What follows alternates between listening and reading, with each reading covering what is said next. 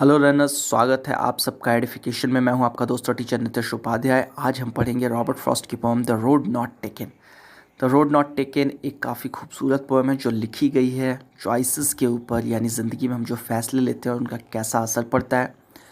तो चलिए शुरू करते हैं। हम याद करते हुए पोएट हमें बताते हैं कि कैसे एक जंगल में जब दो रास्ते मुड़े तो उन्होंने कैसे फैसले लिए। हमारी पोएम वहीं से शुरू होती है। Let's start. Two roads diverged in a yellow wood. दो रास्ते मुड़े एक जंगल में। कैसा जंगल था? येलो। दो रास्ते थे एक जगह। वहाँ जब वो जंगल में पहुँचे तो वहाँ से दो रास्ते निकल रहे थे अलग अलग। ठीक है।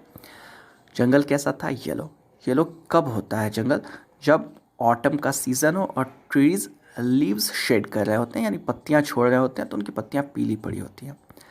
तो येलो वुड था, यानी कि जंगल ऑटम के महीने का था। अब एक और चीज़ ध्यान देने वाली बात है कि वुड का यूज़ हुआ है, जबकि आमतौर पे जंगल के लिए हम लोग वुड्स का यूज़ करते हैं। ठीक है। फॉरेस्ट, जंगल, वुड्स, लेकिन यहाँ सिर्फ वुड लिखा गया है। ऐसा क्यों है? ताकि स्टूड और कुड के साथ वो राइम कर सके, इसलिए। तो पोएटिक लिबर्टी कहा जाता है इस चीज़ को, यानी कविता कहने की आज़ादी। बहुत सी चीज़ें होती हैं, कभी हम लोग इस पर भी डिस्कशन करेंगे। तो to roads diverged in a yellow wood. दो रास्ते मुड़े एक पीले जंगल में। And sorry I could not travel both. Sorry आमतौर पे आप किसी को कब बोलते हैं? जब आपसे कोई गलती हो जाती है। ठीक है। लेकिन सॉरी का असल मतलब ये नहीं होता कि मुझे माफ़ कीजिए। सॉरी का मतलब होता है, जब हम कहते हैं आई एम सॉरी, तो मतलब मुझे दुख है। ठीक है।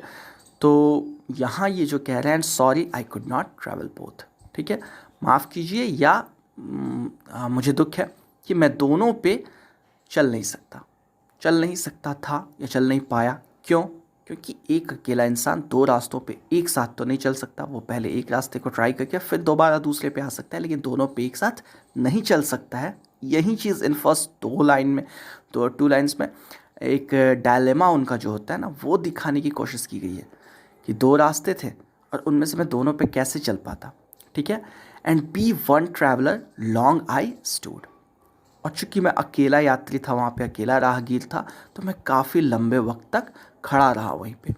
जब दो या दो से ज़्यादा लोग होते हैं तो आप साथ में डिस्कशन कर सकते हैं कि हाँ भाई किस रास्ते पे चलना है, पर वो अकेले थे। वो लंबे वक्त तक वहाँ खड़े रहे। And looked down one as far as I could. उसके बाद उन्होंने एक रास्ते को देखा जहाँ तक वो देख सकते थे। And look down one as far as I could. एक रास्ते को मैंने देखना शुरू किया जहाँ तक मैं देख सकता था। To where it bent in the undergrowth. जहाँ जाके वो रास्ता अंडरग्रोथ में मुड़ गया। अंडरग्रोथ झुरमुट कहते हैं उसको, पेड़ों के नीचे जो लगा होता है, झाड़ियों का। बेसिकली ये कहना चाहते हैं एक रास्ता कुछ दूर जाके मुड़ गया और मुझे दिखना बंद हो गया। ठीक है। तो पढ़ते हैं दूसरे स्टैंजा पे। पहले रोड को देखने के बाद ये दूसरे रोड की तरफ मुड़ते हैं और क्या करते हैं? Then took the other just as fair. फिर मैंने दूसरे रास्ते को लिया और उसको भी देखना शुरू किया जस्ट एज फेयर, यानी कि वो भी लगभग वैसा ही था। And having perhaps the better claim. लेकिन शायद उसका जो दावा था ना, किस चीज़ का दावा? कि आप मुझे इस्तेमाल कीजिए, वो पिछले वाले से ज़्यादा था। कैसे? Because it was grassy and wanted fair. Wanted, actually wanted wear का यूज़ किया गया है यहाँ पे ये बताने के लिए कि वो रास्ता कम यूज़ था। ठीक है, लेस यूज़ था। तो कहते हैं कि and having perhaps the better claim. उस रास्ते का मुझ पे ऐसा लग रहा था, दावा ज़्यादा था कि आप मुझ पे चलिए। क्यों? बिकॉज इट वॉज ग्रासी, क्योंकि ये रास्ता घास से भरा हुआ था। एंड वॉन्टेड वेयर, और वो चाहता था इस्तेमाल होना। ये जो वर्ड है ना WEAR, ठीक है, इसका इस्तेमाल हम लोग करते हैं ये बताने के लिए कि कोई चीज़ आपने पहनी हुई है वो। लेकिन इसका इस्तेमाल के भी सेंस में होता है। हम लोग यूज़ करते हैं वॉन, WORN, वॉन। कोई चीज़ काफ़ी इस्तेमाल हुई हो, काफ़ी फट चुकी हो, तो उसके लिए यूज़ होता है कि ये काफ़ी वॉर्न आउट है या वॉन है। तो ये वांटेड वेयर, यानी कि यूज़ नहीं हुई थी, चाहती थी यूज़ होना। रास्ता चाह तो नहीं सकता, लेकिन फिगरेटिवली इन्होंने ये बताने की कोशिश की गई है कि इस रास्ते का दावा ज़्यादा इसीलिए था क्योंकि इस पे घास थी। घास क्यों होती है? क्योंकि लोग उस पर चले नहीं होते, वरना लोग चले होते तो रास्ते पे घास नहीं होती। एंड वांटेड वे, ये चाहती थी कि इसका इस्तेमाल हो। Though as for that the passing there had worn them really about the same. देखिए वॉर्न, अभी इस वर्ड का मैंने जिक्र किया था, ये आ गया। कहता था लेकिन हालांकि तो एज फॉर दैट, लेकिन ऐसा था कि द पासिंग देयर, यानी कि जहाँ तक मैं पढ़ के उन रास्तों को देख रहा था, had worn them really about the same, ऐसा लगता था कि वहाँ तक उनका इस्तेमाल लगभग बराबर ही हुआ है। यानी कि कुछ दूर तक, जहाँ तक बढ़ के इन्होंने दूसरे रास्ते को देखा, वहाँ तक लोग आए हुए थे, लेकिन आगे वो नहीं गए थे। इसीलिए कुछ दूर तक तो दोनों रास्ते इक्वली यूज थे, लेकिन ये दूसरा रास्ता उसके बाद कम यूज था, ये ग्रासी था। ठीक है। And both that morning equally ले, कहता है कि दोनों पे सुबह भी बराबर पड़ती थी। सुबह बराबर कैसे पड़ सकती है? इसका क्या मतलब हुआ आप समझ लें। सुबह की किरणें, यानी कि रोशनी की किरणें, सूरज की जो किरणें होती हैं ना, सूरज की रोशनी की, वो दोनों पे बराबर पड़ती थी। इसका मतलब क्या हुआ? इसका मतलब ये हुआ कि दोनों के आसपास पेड़ भी बराबर ही थे, इसीलिए वो रास्ते को चुनना, यानी कि रोड्स को चुनना और डिफ़िकल्ट हो जाता है। अगर आप गर्मियों के मौसम में जा रहे हों, दो रास्ते हों, एक के दोनों तरफ काफ़ी सारे पेड़ हों और दूसरे के दोनों तरफ पेड़ ना हों, तो गर्मियों के मौसम में आप किसको चुनेंगे? हो सकता है आप उसी रास्ते को चुने ना जिस पे पेड़ ज़्यादा हो। क्यों? क्योंकि आप ये सोचेंगे गर्मियों में मुझे ठंडक मिलेगी। ठीक है। सर्दियों में ये सिलेक्शन थोड़ा रिवर्स हो जाएगा, आप चाहेंगे कि उस रास्ते पे चलें जहाँ पेड़ों की छाया ना हो, हल्की हल्की धूप आ रही हो। ठीक। तो एक रास्ते पे अगर पेड़ ना होते हैं, दूसरे पे पेड़ होते, तो दोनों पे मॉर्निंग इक्वली ले हम नहीं कहते हैं, सूरज की रोशनी बराबर नहीं पड़ती। ठीक है। जो पेड़ों से ढका होता है उस पर सूरज की रोशनी कम पड़ती, जो पेड़ों से ढका नहीं होता उस पर सूरज की रोशनी ज़्यादा पड़ती। तो फैसला आसान हो जाता। लेकिन ये कहते हैं बोथ दैट मॉर्निंग इक्वली ले, यानी कि दोनों पे सुबह बराबर गिरती थी, सुबह बराबर पड़ती थी। सुबह तो पड़ती नहीं, रोशनी बराबर पड़ती थी, यानी दोनों रास्ते बराबर ही पेड़ों वाले थे। तो ये और ज़्यादा मुश्किल हो जाता है चुनना। In leaves no step had trodden black, लेकिन ये जो दूसरा रास्ता था ना, अब इसकी बात कर रहे थे कि इन पे कोई चला नहीं था, और चल के इस रास्ते को किसी ने काला भी नहीं किया था। ट्रॉडेंट, ट्रेड, TREAD, ट्रेड का V3 होता है। ट्रॉडेंट, ट्रेड का मतलब होता है ना यात्रा करना, चलना। इन लीव्स यानी कि पत्तों पे चल के, ब्लैक किसी ने काला किया नहीं था। अब क्या मतलब हुआ इसका? आपने देखा होगा ऑटम में जब लाल या पीले पत्ते गिरते हैं, आप उसको थोड़ा कुचल दें, कुछ दिनों के बाद जब वो सूखता है तो काला पड़ जाता है। तो यही कहना चाहते हैं, कुछ पत्तियां जो थीं वो काली नहीं हुई थी, और वो पत्तियां किस किस रास्ते पे थी? इस रास्ते पे। ये दूसरा वाला था जो इस्तेमाल कम हुआ था, या शायद बिल्कुल नहीं हुआ था।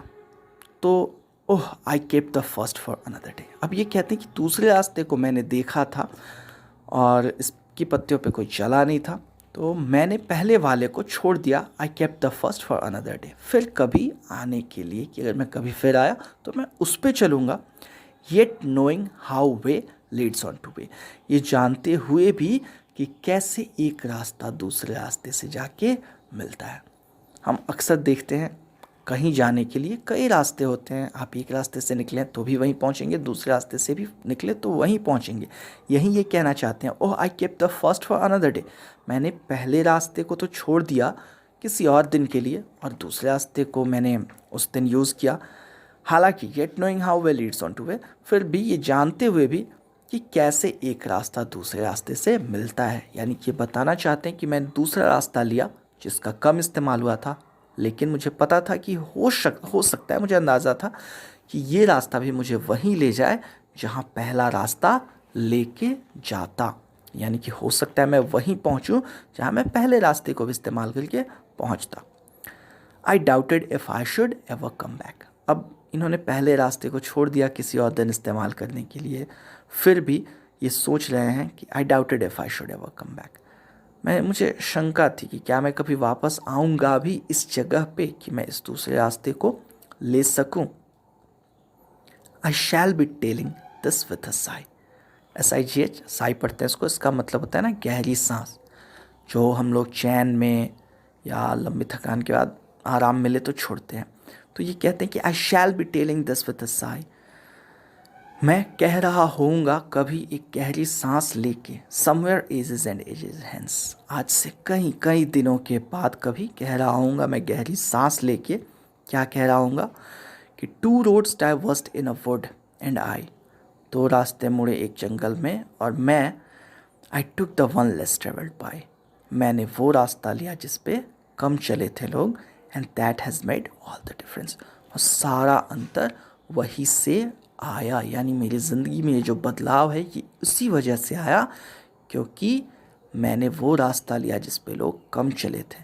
अब इनको पता नहीं था कि वो बदलाव पॉजिटिव होगा या नेगेटिव होगा, वो कुछ अच्छा करेंगे या कुछ बुरा करेंगे या उनके साथ कुछ बुरा होगा, लेकिन जो भी हो एक गहरी सांस लेके मैं कह रहा हूँगा, दुख में भी गहरी सांस लोग छोड़ते हैं, तो मैं कह रहा हूँगा क्या कि दो रास्ते मुड़े एक जंगल में, two roads diverged in a wood and I, और मैं जो था, I took the one less travelled by, मैंने दूसरा रास्ता लिया जिस पे लोग कम चले थे, and that has made all the difference, और मेरी ज़िंदगी में ये जो सारा अंतर है ये उसी से पड़ा, वरना मैंने पहला रास्ता लिया होता तो शायद कुछ और कहानी होती।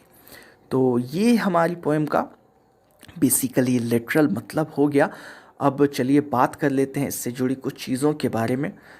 हाँ, सबसे पहले तो एक चीज़ ये समझें कि ये पूरी पोएम ही एक एक्सटेंडेड मेटाफर है, यानी कि यहाँ जो ये सारी चीज़ें यूज़ हुई हैं ना, ये चॉइसेस के बारे में बात करने के लिए, दो रोड्स जो हैं ये चॉइसेस को रिप्रेजेंट करती हैं। कैसे हमारी ज़िंदगी में कई बार हमें दो ऑप्शंस मिलते हैं और दोनों में से हमें एक लेना होता है। तो अक्सर हम पहला ऑप्शन ले लेते हैं कि बहुत से लोगों ने लिया था, चलो हम भी इसको ट्राई करते हैं। कई बार हम रिस्क लेने के लिए वो ऑप्शन चूज़ करते हैं जिसको कम लोगों ने लिया था। अब देखिए ये poem the road not taken काफ़ी सारी बुक्स का हिस्सा है और मुझे लगता है कि इसका रीज़न है, ये अनइंटेंशनल नहीं है। हाँ, काफ़ी सोच समझ के शायद किसी ने डाली होगी। कम्युनिकेटिव कोर्स जो था इंग्लिश का आप लोगों का, उसमें भी ये पोएम थी और अभी लैंग्वेज एंड लिटरेचर में भी है, और दोनों में ही सीबीएसई में ये 9th में है। और 9th में आपको आपकी ज़िंदगी की शायद पहली चॉइस, मुझे लगता है कि सीरियस चॉइस मिलती है, संस्कृत और हिंदी। आपको दोनों में से कोई एक चूज़ करना होता है, और वहाँ भी यही मसला है कि कई लोग संस्कृत लेते हैं कि अरे बहुत से लोग लेते हैं इसको, इसमें लोग बोलते हैं कि मार्क्स आते हैं, चलो मैं इससे लेता हूँ। लेकिन बहुत से लोग हिंदी लेते हैं, कम लोग लेते हैं, लेकिन मुझे अच्छी लगती है इसलिए। तो बेसिकली यहाँ यहीं पूरे पोएम में ये कहने की कोशिश की जा रही है कि हम चॉइसेस लेते कैसे हैं, हम चॉइसेस अपनी कैसे करते हैं और चूज़ करते हैं, और कैसे हम अपने डिसीजंस लेते हैं और क्या उनका नतीजा निकल सकता है। अब इस पोएम से जुड़ी हुई कुछ और चीज़ों की बात कर लें। सबसे पहले देखते हैं हम इसकी राइम स्कीम। 4 स्टैंजा हैं, तो आपको सीधी सी बात है पूरी पोएम की राइम स्कीम कोई नहीं पूछ सकता, इसीलिए स्टैंजाज की राइम स्कीम आपसे पूछी जाएगी। यानी एक स्टैंजा एग्ज़ाम में दिया जाएगा अगर आया तो, और पूछा जाएगा कि इसकी राइम स्कीम आप बताइए। तो बेसिकली चारों स्टैंजा में सेम राइम स्कीम रिपीट हुई है, और क्या है वो है A B A B. Wood A, both B, stood A, could A, और अंडरग्रोथ बी। राइम स्कीम कैसे निकालते हैं, कैसे समझते हैं, इसका एक वीडियो है जो मैंने, जिसका लिंक डिस्क्रिप्शन में दिया हुआ है, एक बार यहाँ भी आप समझ लें। किसी स्टैंजा को हम लेते हैं और उसके हर लाइन के लास्ट वर्ड्स को एक साथ रख के देखते हैं कि कौन राइम कैसे कर रहा है। राइम का मतलब ताल में होना, लय में होना। जैसे ध्यान से देखिए आप, पहला स्टैंजा पहली लाइन और लास्ट वर्ड है वुड, ठीक है। पहला स्टैंजा दूसरी लाइन, लास्ट वर्ड है बोथ। वुड और बोथ एक दूसरे से राइम नहीं कर रहे हैं, लेकिन वुड और स्टूड जो कि फर्स्ट स्टैंजा की तीसरी लाइन का लास्ट वर्ड है, वो दोनों राइम कर रहे हैं। तो वुड स्टूड एक साथ राइम कर रहे हैं, लेकिन वुड और बोथ नहीं कर रहे हैं। तो सबसे हम लोग पहले वाले वर्ड को, यानी वुड को हम लोग ए लिखेंगे, बोथ जो राइम नहीं कर रहा है उसको बी से डिनोट करेंगे, स्टूड जो राइम कर रहा है वुड से उसको फिर हम लोग ए से डिनोट करेंगे। फिर हम लोग अगली लाइन में बढ़ेंगे और वहाँ कुड है जो वुड और स्टूड दोनों से ही राइम कर रहा है, तो उनको जो हमने डिनोट किया था ए से, इसको भी डिनोट करेंगे ए से।